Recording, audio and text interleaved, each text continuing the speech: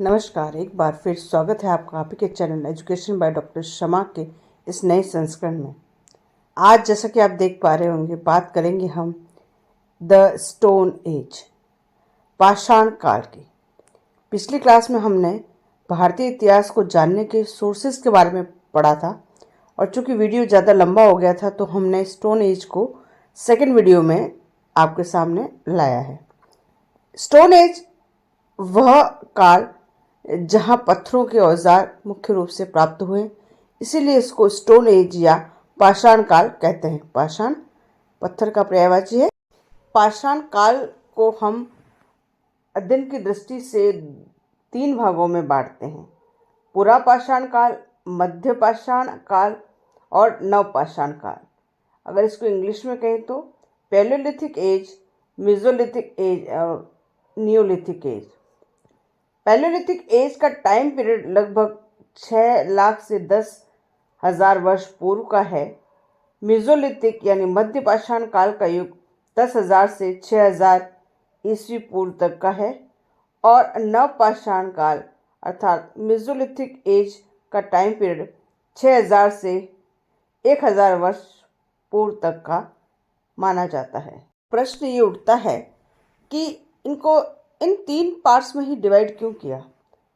तो विभिन्न स्कॉलर्स जो हैं, विद्वान हैं, इसके अलग अलग रीजंस बताते हैं। कोई इसका ये विभाजन जलवायु परिवर्तन के आधार पर मानता है, क्लाइमेट चेंज के आधार पर इसका विभाजन किया गया है। उपकरणों में आए परिवर्तन, टूल्स में जो चेंजेस आए, उस आधार पर इनका 3 ये वर्गीकरण किया गया है।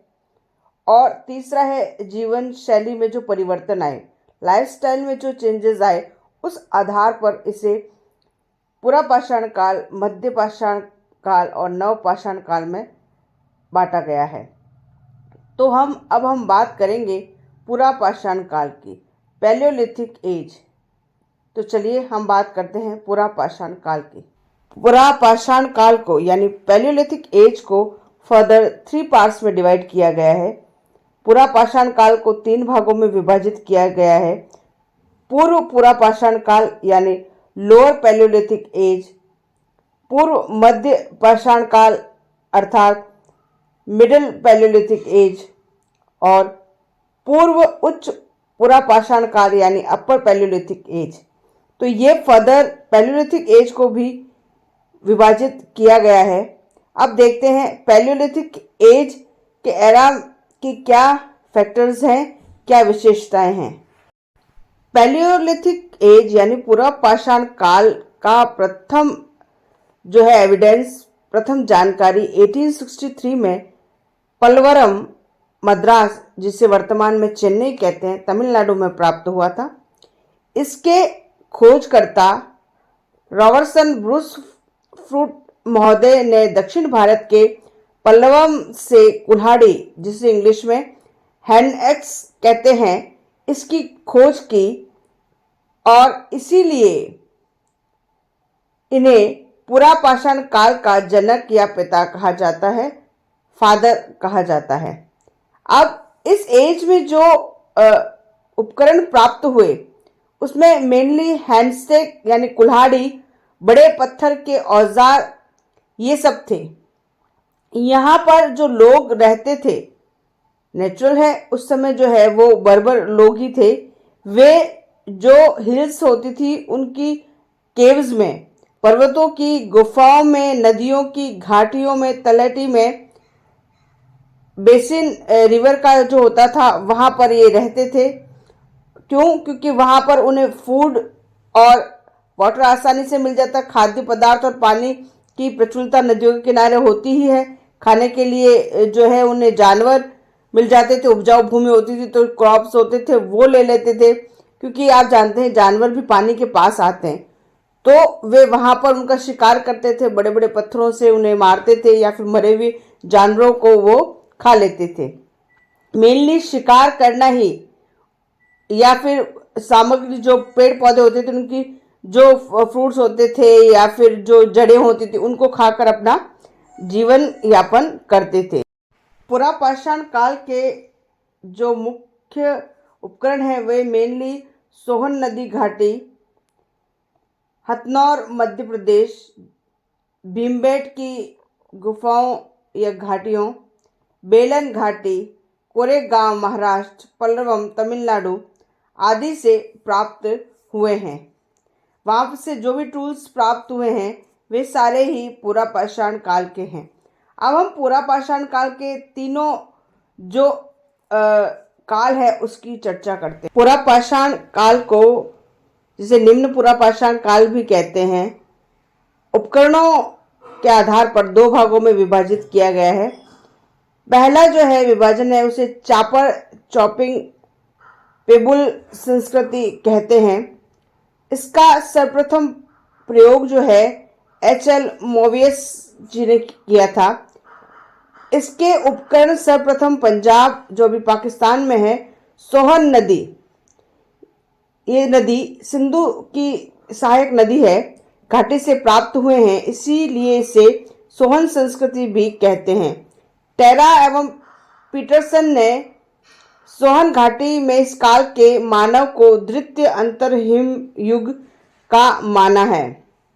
सर्वप्रथम 1928 में D.N. वाडिया महोदय जो सोहन घाटी सभ्यता के पितामह कहे जाते हैं, ने संस्कृति का उत्खनन कर उपकरण सोहन नदी घाटी से प्राप्त किए। सोहन नदी संस्कृति शब्द का पहली बार प्रयोग 1936 में S.D. टेरा ने किया था। पूर्व पाषाण काल के प्रमुख औजार कुल्हाड़ी, बिदारनी, गंडासा, खंडक ये है। इस काल के उपकरण क्वार्टरजाइट पत्थर के बने होते थे तथा मनुष्य कोर उपकरणों का प्रयोग किया करता था। पूर्व पाषाण काल के प्रमुख स्थल जो उत्तरी भारत से प्राप्त हुए हैं उनमें सोहन नदी घाटी, कश्मीर, थार का रेगिस्तान जिसमें राजस्थान के डीडवाना और चित्तौड़ से भी इस काल के उपकरण प्राप्त हुए हैं। बेलन घाटी के मिर्ज़ापुर उत्तर प्रदेश से भी मिले हैं। वहीं नर्मदा घाटी की भीमबेटका से भी निम्न पुरा पाषाण काल जिसे पूर्व पाषाण काल भी कहा गया है उसके अवशेष प्राप्त हुए हैं। अब बात करते हैं हम मध्य पुरा पाषाण काल की। मध्य पुरा पाषाण काल के विषय में सर्वप्रथम जानकारी V.N. मिश्र द्वारा दी गई थी। इसके साथ ही H.D. साकलिया ने भी मध्य पुरा पाषाण काल के स्थलों की खोज में महत्वपूर्ण भूमिका निभाई है। H.D. साकलिया ने 1955 में सर्वप्रथम मध्य पुरा पाषाण सांस्कृतिक चरण की खोज गोदावरी की सहायक नदी प्रवरा नदी घाटी स्थित नेवासा महाराष्ट्र से की।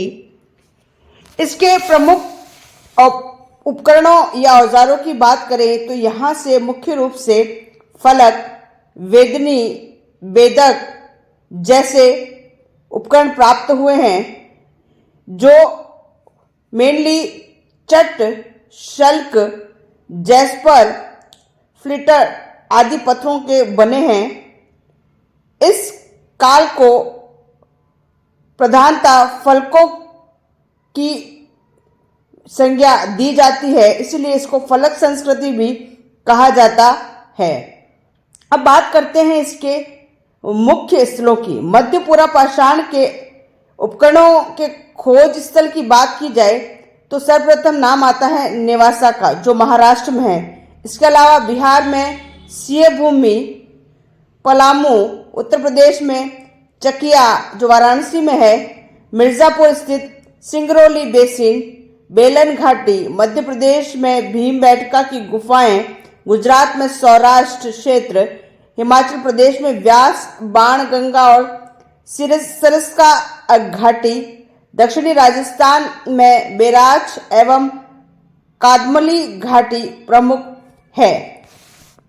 राजस्थान की बात करें तो यहाँ पर मध्यपुरा पाषाण के राजस्थान में अजमेर में बूढ़ा पुष्कर झील एवं थार मरुस्थल से प्राप्त हुए हैं। बात करते हैं उत्तर पुरा पाषाण काल की, अपर पैलियोलिथिक एज जो 40,000 से 10,000 ईस्वी पूर्व तक के मध्य की मानी जाती है। उत्तर पुरापाषाण काल के औजार फलक पर आधारित थे। ये फलक एवं दक्षिणी संस्कृति कहलाती है। इसे चाकू संस्कृति भी कहा जाता है। फलक ब्लेड के उपकरणों के निर्माण में चट, जैस्पर, फ्लिट आदि बहुमूल्य पत्थरों का उपयोग किया जाता था। उच्च पुरापाषाण के अगर साइज की बात करें तो ये झारखंड, मध्य प्रदेश, आंध्र प्रदेश, महाराष्ट्र, गुजरात और राजस्थान से प्राप्त हुए हैं। भीमबेटका की गुफाओं से भारत में गुफा चित्रकारी के प्राचीनतम साक्ष्य प्राप्त हुए हैं। अब बात करते हैं हम मध्य पाषाण काल, मेसोलिथिक एज, जो 9000 ईस्वी पूर्व से 4000 ईस्वी पूर्व के मध्य का माना जाता है। मध्य पाषाण काल शब्द का प्रयोग सबसे पहले होडर माइकल वेस्टुप ने किया था। मध्य पाषाण काल के उपकरणों को माइक्रोलिथिक की संज्ञा दी गई है। भारत में सर्वप्रथम इसकी खोज 1867 में CL कार्लाई द्वारा विंध्याचल क्षेत्र में की गई थी। ये सूक्ष्म पाषाण उपकरण का काल माना जाता है। इसमें प्रमुख उपकरण चैल्सेडोनी से बने होते थे। औजार बनाने की तकनीक फ्लूटिंग कहलाती थी। मध्य पाषाण काल के महत्वपूर्ण स्थल गुजरात में, आंध्र प्रदेश में, कर्नाटक में, तमिलनाडु, पश्चिम बंगाल, मध्य प्रदेश और उत्तर प्रदेश से प्राप्त हुए हैं। मुख्य रूप से राजस्थान में तिलवाड़ा, बाड़मेर और बागोर, भीलवाड़ा से भी प्राप्त हुए हैं। बागोर से तथा आदमगढ़ से यहाँ पर लगभग 5000 ईस्वी पूर्व के पशुपालन के साक्ष्य प्राप्त हुए हैं। ये पशुपालन के प्राचीनतम साक्ष्य माने जाते हैं। बागोर से नरकंकाल एवं व्यवस्थित अंत्येष्टि के प्रमाण भी प्राप्त हुए हैं। मध्य प्रदेश के रायसेन जिले के भीमबेटका के स्थान से भी मानव अंत्येष्टि के प्रमाण प्राप्त होते हैं। इस प्रकार हम देखते हैं कि पूर्व पाषाण काल से भी महत्वपूर्ण साक्ष्य प्राप्त हुए हैं। यहाँ हम नवपाषाण काल यानी न्योलिथिक एज की बात नहीं करेंगे, क्योंकि BA first year first semester में केवल पैलियोलिथिक और मेसोलिथिक एज ही है। नवपाषाण काल की चर्चा या विशेष क्षेत्र इसमें सम्मिलित नहीं है। नवपाषाण काल में पशुपालन, कृषि और अग्नि का आविष्कार हो चुका था, पहिए का आविष्कार हो चुका था, एग्रीकल्चर शुरू हो चुका था, पशुपालन किया जाता था। लेकिन हम इसकी चर्चा यहाँ नहीं करेंगे, अगली क्लास में इसकी चर्चा की जाएगी। आशा है आपको पाषाण काल, स्टोन एज काफी समझ में आया होगा। परीक्षा की दृष्टि से ये महत्वपूर्ण है। अगर इसमें से प्रश्न आया तो आप कोई पूछ सकते हैं पुरापाषाण काल क्या है, इसके एविडेंस कहाँ से मिले हैं, इसके प्रमुख स्थल कौन से हैं, औजार कौन कौन से हैं। मेसोलिथिक एज से भी सेम क्वेश्चन पूछा जा सकता है, या फिर पूरा स्टोन एज का बाइफिकेशन पूछा जा सकता है। तो ये महत्वपूर्ण प्रश्न रहेंगे। आशा है आज का ये सेशन आपको पसंद आया होगा। पसंद आए तो इसे लाइक करें, अपने मित्रों के साथ शेयर अवश्य करें, और चैनल को सब्सक्राइब नहीं किया है तो चैनल को सब्सक्राइब करें। फिर मिलते हैं ऐसे ही नए वीडियो के साथ। तब तक के लिए इजाजत दीजिए। डॉक्टर शमा को शुक्रिया, धन्यवाद।